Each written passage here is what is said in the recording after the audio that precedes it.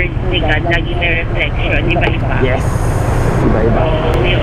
Nakaka-bless ka naman, kuya. Ay, gano'n.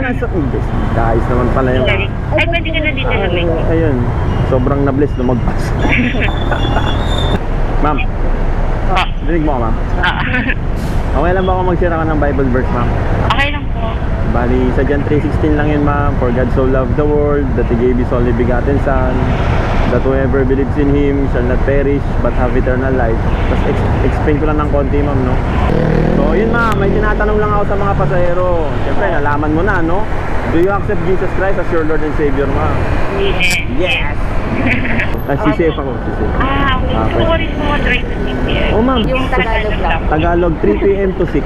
Hindi, si Pastor Bong yun. Okay yun. Doon din ako na-encourage magtuloy-tuloy. Sunday po yan, Sunday, ma'am. Tapos hanapin nyo lang sa welcome. After ng service, may welcome center doon. Tapos hanapin nyo si Emmy Silva. Okay. Yun lang, ma'am. Marami rin nagtatanong sa church. Try ko nga yan.